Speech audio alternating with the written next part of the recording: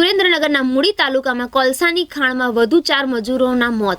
સુરેન્દ્રનગર જિલ્લાના મૂળી તાલુકાના ખંપાળિયા ગામે મોડી રાત્રે કોલસાની ગેરકાયદેસર ખાણમાં 4 લોકોના મોત નીપજ્યા છે. કોલસો ખનન કરતા સમયે બેખડ ધસી જતા પરપ્રાંતીય મજૂરો ઘટના સ્થળે જ મોત નીપજ્યા છે. જ્યારે સ્થાનિક મજૂર જયરાજ મેરભાઈ કોળી ઉંમર 20 વર્ષ વાળને ગંભીર ઈજા પહોંચી હતી.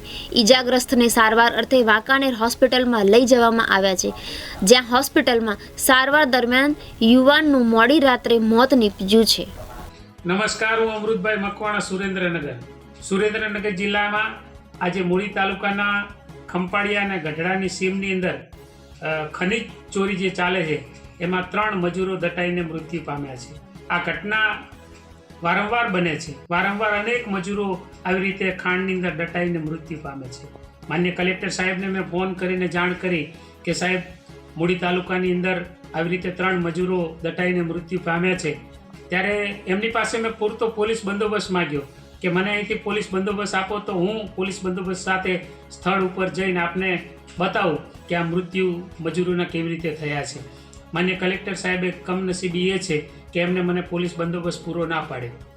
અત્યારે સુરેન્દ્રનગરની અંદર સાયલામાં, થાનમાં, મૂળીમાં અને આજુબાજુના વિસ્તારોની અંદર છેક વઢવાણ સુધી બેફામ રીતે ખનીજ ચોરી ચાલે છે. વર્ષે 100થી વધારે મજૂરો આવી રીતે દટાઈને મૃત્યુ પામે છે.